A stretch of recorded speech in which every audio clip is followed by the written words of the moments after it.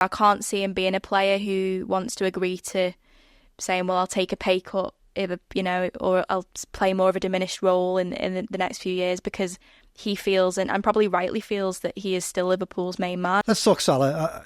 I want to have the is he underrated debate, because I actually think it's worth having, and I think I understand why our Evertonian colleagues might have got their back up a little bit by that, but I think there is an argument to say that he's underrated. We're naming names? Before... Joe Thomas, I will... Is Joe Thomas here? Joe Thomas is here, he is, yeah.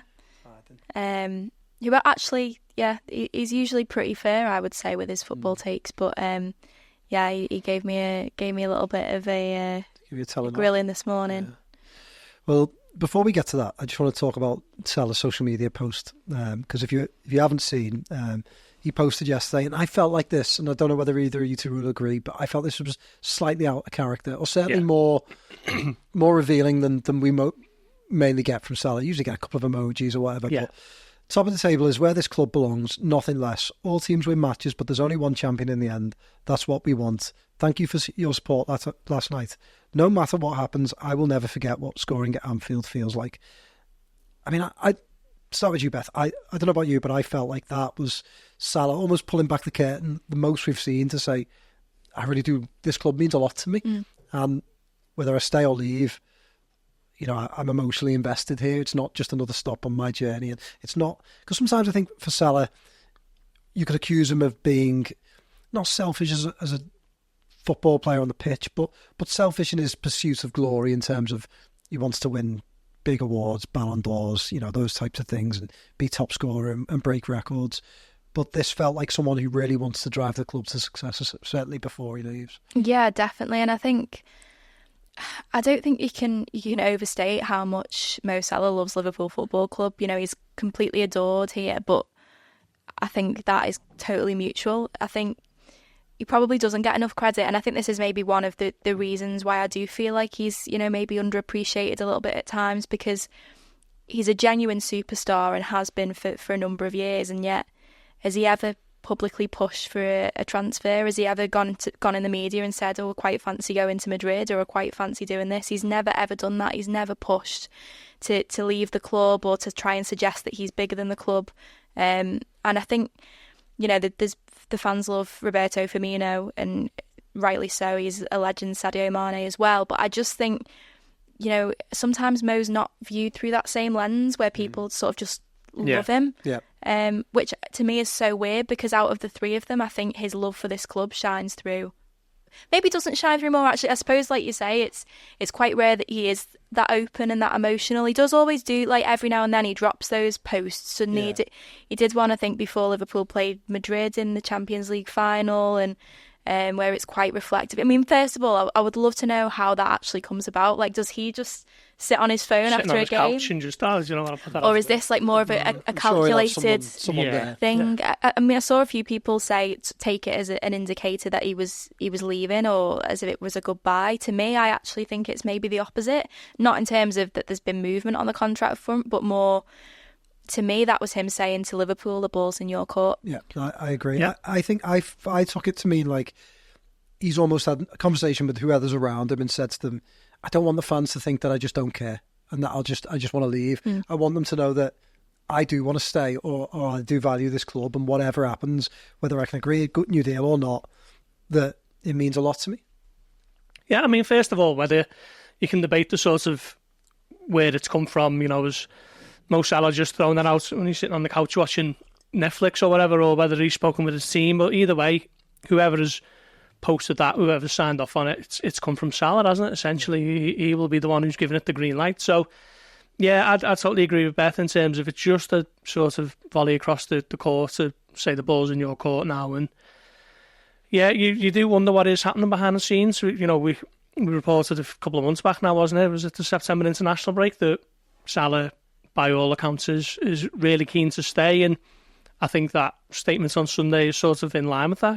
Whatever happens, what was the phrase? Whatever happens, I won't forget what scoring goals in Anfield feels like, or something like that. No matter what happens, I will never forget what scoring at Anfield feels like. So we'll see. I think if the club and Michael Edwards, who we know is famously sort of steadfast and refuses to deviate at times from the data.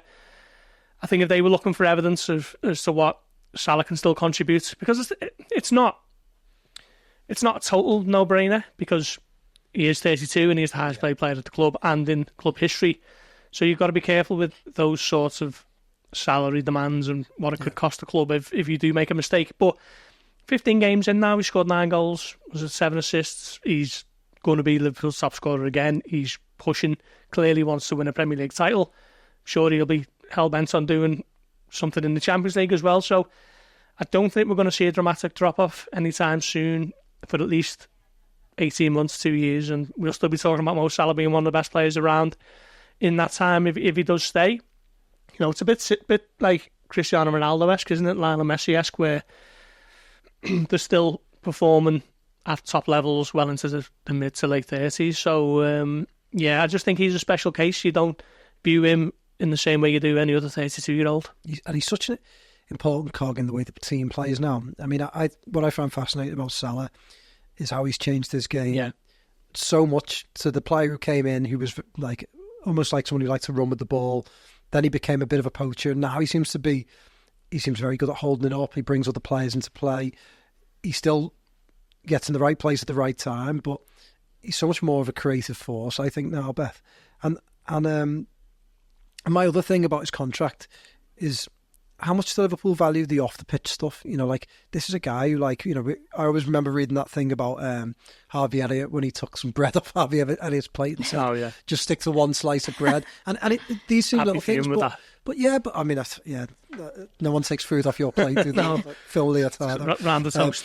But I mean, those sorts of things, surely, if you're any young player in that club or coming into that club, having one of the best players in the world and someone who, in terms of as a specimen, this guy looks after himself like he's almost like a scientific experiment, isn't he? He's so in shape.